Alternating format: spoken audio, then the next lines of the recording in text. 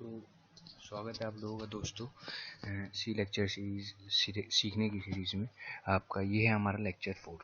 तो सबसे पहले हम लोग डिस्कस करते हैं कि हमने लास्ट क्लास में क्या पढ़ा। लास्ट क्लास यानी कि लेक्चर 3 में। तो लास्ट क्लास में यानी कि लेक्चर 3 में हम लोगों ने पढ़ा कि प्रोसेसर डायरेक्टिव्स क्या होते हैं, और कंपाइलर के बारे में पढ़ा, कमेंट्स के बारे में पढ़ा। फिर हमने अपना फर्स्ट प्रोग्राम रन करके देखा था। तो हमने फर्स्ट प्रोग्राम में मैंने आप लोगों को बताया कि ये प्री प्रोसेसर डायरेक्टिव्स क्या होते हैं, हेडर फाइल्स क्या होती हैं, और ये मेन फंक्शन क्या होता है, और मेन फंक्शन की बॉडी क्या होती है, और गेट ch के बारे में पढ़ाया था। तो अब हम प्रोसीड करते हैं अपने लेक्चर 4 में।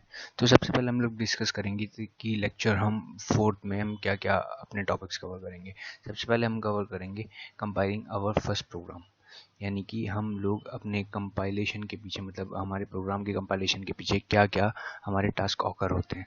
फिर उसके बाद हम लोग वेरिएबल और एक्सप्रेशन का इंट्रोडक्शन देखेंगे। फिर उसके बाद कैरेक्टर सेट देखेंगे, फिर आइडेंटिफायर्स देखेंगे, और फिर कीवर्ड्स, वेरिएबल्स, कॉन्स्टेंट्स। और तो इसमें सबसे पहले है हमारा कंपाइलिंग आवर फर्स्ट प्रोग्राम। तो बेसिकली कंपाइलिंग के पीछे क्या क्या होता है। सबसे पहले हम लोग समझते हैं कि सोर्स कोड फाइल क्या होती है और ऑब्जेक्ट कोड फाइल क्या होती है। सोर्स कोड फाइल वो होती है जो कि हम लिखते हैं हाई लेवल लैंग्वेज में, यानी कि जैसे कि अगर हम लोग कोई भी इंग्लिश में लिखते हैं, जैसे कि हम लोग सिंटैक्स बना के लिखते हैं। तो जैसे कि हमने लिखा कि प्रिंट एफ, फिर उसमें कुछ भी दिया, फिर हमने सेमीकोलन लगाया। तो ऑब्जेक्ट फाइल वो होती है, ऑब्जेक्ट फाइल सोर्स फाइल वो होती है। फिर हम लोग देखते हैं अपनी ऑब्जेक्ट फाइल क्या होती है। ऑब्जेक्ट फाइल वो होती है जो कि कंपाइलर से कंपाइल होके हमारी 0101 यानी कि मशीन लैंग्वेज में चेंज हो जाती है। तो सबसे पहले क्या होता है, सबसे पहले हमारी सोर्स कोड फाइल होती है जो कि हम लिखते हैं। उसके बाद हमारा कंपाइलर, वो हमारी कंपाइलर जो है, जब हम ऑल प्रेस F9 प्रेस करते हैं तो हमारी ऑब्जेक्ट फाइल में चेंज होती है। तो ऑब्जेक्ट फाइल में चेंज होने के बाद हमारा लिंकर क्या काम करता है। लिंकर क्या होता है, लिंकर जो कि हमारा लाइब्रेरी फाइल्स को लिंक करता है और बहुत ऑब्जेक्ट फाइल को आपस में लिंक करता है।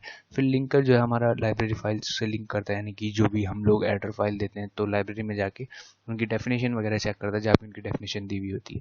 फिर उसके बाद उसकी एग्जीक्यूटेबल फाइल बनाता है। तो एग्जीक्यूटेबल फाइल जब बन जाती है हमारी, फिर वो हमारी एग्जीक्यूट होती है। तो बेसिकली यही था हमारा लॉजिक हमारा कंपाइलेशन के पीछे। तो अब हम पढ़ते हैं introduction two variables and expressions. तो सबसे पहले बेसिकली वेरिएबल्स क्या होते हैं। वेरिएबल्स वो होते हैं जैसे कि जिनकी वैल्यू चेंज होती रहती है through out the programmes.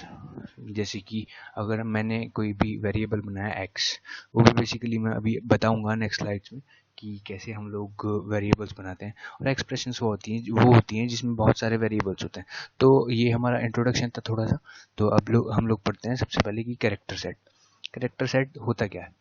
Character set होता है जो हमारी सी लैंग्वेज जो है, हम लोगों को बेसिक अल्फ़ाबेट्स वगैरह अपने प्रोग्राम को लिखने के लिए हमारी अलाउ करती है। तो अल्फ़ाबेट्स हमारे होते हैं, उसमें डिजिट्स होते हैं, स्पेशल कैरेक्टर्स होते हैं, कुछ स्पेशल सिंबल्स बोलते हैं हम लोग इन्हें।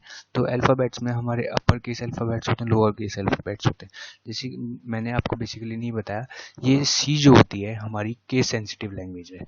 यानी कि केस सेंसिटिव मतलब ये अपर केस और लोअर केस को डिफरेंट तरीके से लेती है। यानी कि अगर हम अपर केस वर्ड्स को लिखेंगे और लोअर केस वर्ड्स को लिखेंगे तो ये अलग अलग मानती है, ये हमारी एक नहीं मानती। और फिर हमारा जो कैरेक्टर सेट है उसमें डिजिट्स आते हैं 0 to 9 में, 0 1 2 3 4 5 6 7 8 9। ये हमारी डिजिट्स अलाउ करती है हमारी सी प्रोग्रामिंग लैंग्वेज। अल्फ़ाबेट्स में A to Z तक अपर केस भी और लोअर केस भी। कुछ स्पेशल सिंबल्स भी हैं जैसे कि एक्सक्लेमेशन मार्क, @ परसेंटेज साइन। ये भी हमारे बहुत सारे स्पेशल सिंबल्स हैं जो कि हमारी सी लैंग्वेज अलाउ करती है अपनी प्रोग्रामिंग लैंग्वेज में इंक्लूड करने के लिए। बेसिकली इनके लिए आस्की वैल्यू होती है, आस्की अमेरिकन स्टैंडर्ड, जो कि मैं आपको फुल फॉर्म बताता हूँ। अमेरिकन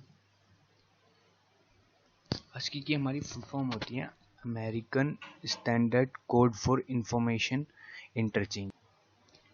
फिर बेसिकली हम लोग अपने नेक्स्ट टॉपिक पे आते हैं जो कि हमारा डेटा टाइप्स है। तो हमारी सी प्रोग्रामिंग लैंग्वेज जो है बहुत सारे डेटा टाइप्स को हमारी इंक्लूड करती है। यानी कि हमें फैसिलिटी देती है बहुत सारे डेटा टाइप्स के लिए। जैसे कि उसमें सबसे मेन जो है कैरेक्टर है, इंट है, फ्लोट है, लॉन्ग इंट है, डबल है। तो इनकी बेसिकली आप लोग देख सकते हैं जैसे कि ये टाइप जिस टाइप के हैं, character, unsigned character, signed character, इनका साइज देख सकते हैं। कैरेक्टर का साइज 1 होता है और अनसाइन कैरेक्टर का भी साइन 1 होता है, साइन कैरेक्टर का भी साइन 1 होता है। बेसिकली इसकी रेंज क्या होती है कैरेक्टर की, -127 टू 127, और अनसाइन कैरेक्टर की रेंज क्या होती है 0 to 255। यानी कि साइन का मतलब होता है कि यानी कि हम लोगों ने निगेटिव भी इंक्लूड किया है, और अनसाइन का होता है हम लोगों ने पॉजिटिव इंक्लूड किया है। फिर ऐसे ही इंट होता है, फिर अनसाइन इंट होता है। इसकी वैल्यू बेसिकली 32 बिट और 64 बिट आर्किटेक्चर में वेरी करती है। 32 बिट में हमारी 2 बाइट साइज होता है और 64 बिट में हमारा 4 बाइट साइज होता है। और इसकी रेंज जो होती है हमारी -32,767 टू 32,767 होती है, प्लस 32,767। फिर शॉर्ट इंट होता है, शॉर्ट इंट की वैल्यू ये होती है, ये भी बेसिकली ये लेता है अनसाइन इंट। फिर साइन इंट होता है, बेसिकली ये भी हमारा 2 और 4 लेता है। शॉर्ट इंट 2 लेता है, उसकी भी रेंज ये होती है। फिर unsigned short int, signed short int, long int, long int की वैल्यूज भी होती है साइज 0। और अब अनसाइन इंट आप लोग देख सकते हैं जैसे कि फ्लोट की वैल्यू 4 होती है। फिर डबल होता है 8 बाइट में, फिर लॉन्ग डबल होता है वो भी 8 बाइट में। तो ये हमारे 10 प्रिसीजन तक लेता है, वो भी हमारा 10 प्रिसीजन तक लेता है। फ्लोट हमारी पॉइंट के बाद 6 वैल्यूज तक लेता है। फिर अब हम लोग अपने नेक्स्ट टॉपिक पे मूव करते हैं, आइडेंटिफायर्स। तो आइडेंटिफायर्स बेसिकली होते क्या हैं? आइडेंटिफायर्स होते हैं जो कि हम वेरिएबल्स को नेम देते हैं अपनी सी प्रोग्रामिंग लैंग्वेज में। ये हमारे यूज़र डिफाइंड होते हैं। तो हम लोग कैसे, कुछ सेट ऑफ रूल्स हैं जिससे कि हम लोग जैसे कि हम बता सकते हैं कि हम लोग क्या वो ले सकते हैं नेम। तो बेसिकली हमारे rules for an identifier, for defining N identifier. तो आइडेंटिफायर जो है फर्स्ट ऑफ ऑल तो या तो अल्फा न्यूमेरिक कैरेक्टर से स्टार्ट हो, A to Z, या फिर बड़ा A to Z upper case, फिर 0 to 9, या फिर अंडरस्कोर से स्टार्ट हो। तो फर्स्ट लेटर उसका अंडरस्कोर हो सकता है, A to Z हो सकता है। तो हमारे बेसिकली इसको अल्फा न्यूमेरिक कैरेक्टर्स भी आ सकते हैं, अंडरस्कोर भी आ सकता है हमारा आइडेंटिफायर डिफाइन करने में, और 0 to 9 तक वैल्यूज़ भी आ सकती हैं हमारा डिफाइन करने में। बट हम लोग अंडरस्कोर के अलावा कोई भी स्पेशल सिंबल हम लोग हमारी अगर हम लगाएंगे कोई भी स्पेशल सिंबल अंडरस्कोर के अलावा, तो हमारा इलीगल माना जाएगा। तो आइडेंटिफायर्स भी केस सेंसिटिव होते हैं। अगर आप स्मॉल नेम लिखेंगे और एक कैपिटल नेम लिखेंगे तो ये दोनों अलग अलग आइडेंटिफायर हैं। तो कीवर्ड्स जो है, और सबसे बड़ी बात है कीवर्ड्स जो है हमारे आइडेंटिफायर्स का नेम नहीं ले सकते। और जैसे कि मैंने आपको बताया, no special characters such as semicolon, periods, white spaces, slash और comma are permitted to be used as an identifier. तो ये हमारा आइडेंटिफायर है सम, आप लोग देख सकते हैं ये सम, और ये आप देख सकते हैं अंडरस्कोर, और फिर उसके नीचे सम। फिर हमारा आता है कीवर्ड्स। बेसिकली मैं आपको बताऊंगा कीवर्ड्स क्या होते हैं। कीवर्ड्स जो होते हैं वो प्रिजर्व वर्ड्स होते हैं, हम लोग इन्हें प्री डिफाइंड वर्ड्स भी कह सकते हैं, जो कि सी लैंग्वेज में पहले से ही डिफाइंड होते हैं। तो जो इनका मीनिंग है वो पहले से डिस्क्राइब किया होता है सी लैंग्वेज की लाइब्रेरी में। तो उनका मीनिंग हम लोग चेंज नहीं कर सकते, सिर्फ हम लोग उन्हें यूज़ कर सकते हैं, हम लोग इनका मीनिंग चेंज नहीं कर सकते। तो हम लोगों के बेसिकली 32 कीवर्ड्स होते हैं सी लैंग्वेज में।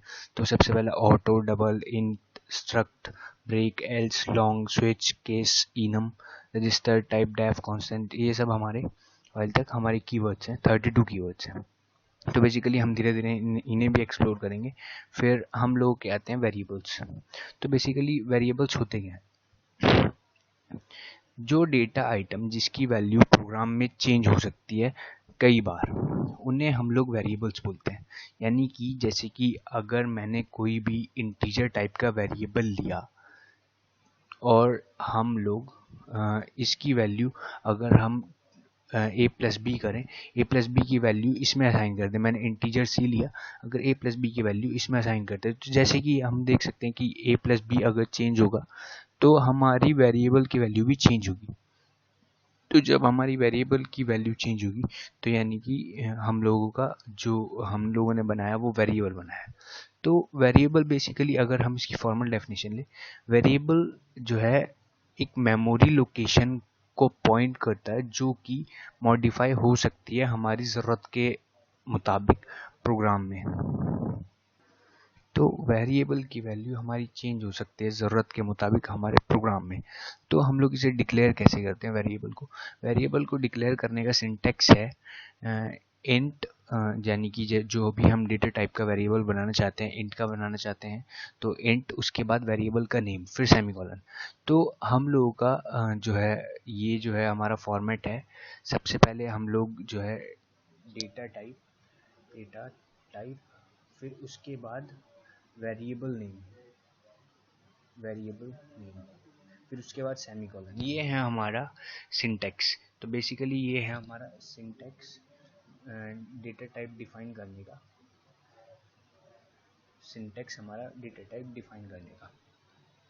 तो बेसिकली हम लोगों ने सिंटैक्स भी देखा डेटा टाइप डिफाइन करने का। सबसे पहले डेटा टाइप, फिर वेरिएबल नेम। इसमें हमारी वेरिएबल में दो टाइप के डिक्लेरेशन होते हैं, जिसे कि मैं बाद में समझाऊंगा। एक तो प्री डिक्लेरेशन होता है, एक रन टाइम डिक्लेरेशन होता है।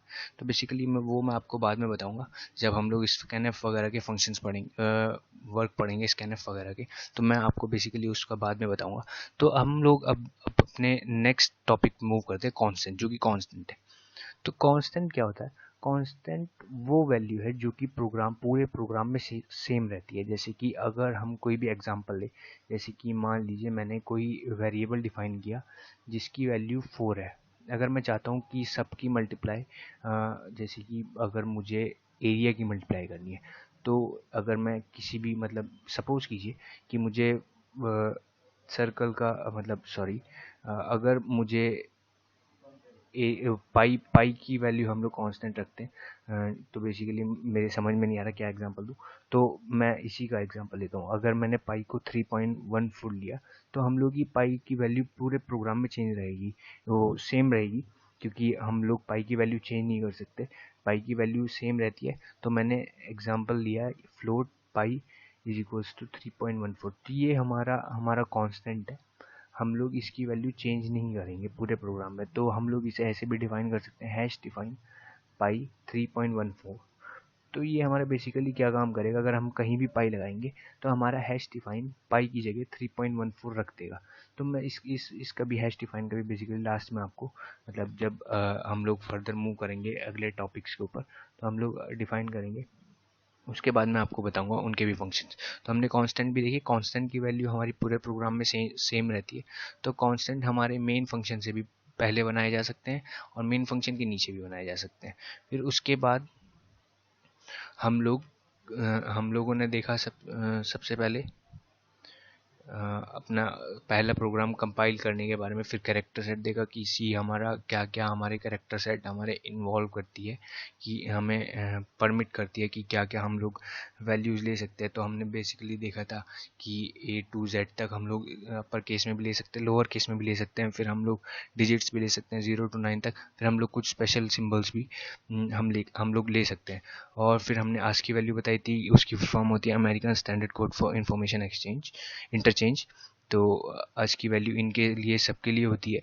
फिर हमने डेटा टाइप्स पढ़े थे, कैरेक्टर, इंट और लॉन्ग इन, शॉर्ट इन, फ्लोट, डबल।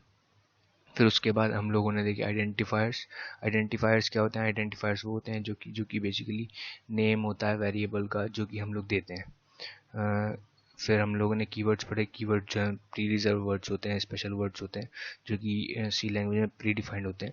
फिर हमने वेरिएबल्स पढ़े थे कि वेरिएबल्स की वैल्यू हम लोगों की पूरे प्रोग्राम में सेम रहती है। फिर हम लोगों ने कांस्टेंट पढ़े थे कि कांस्टेंट क्या होते हैं, कांस्टेंट की वैल्यू पूरे प्रोग्राम में सेम रहती है। तो थैंक्स फॉर वॉचिंग। तो अब हम लोग कंटिन्यू करेंगे अपने अगले लेक्चर में, जो कि हमारा लेक्चर 5 होगा। तो thanks for watching and please don't forget to like and subscribe. तो थैंक्स टू ऑल।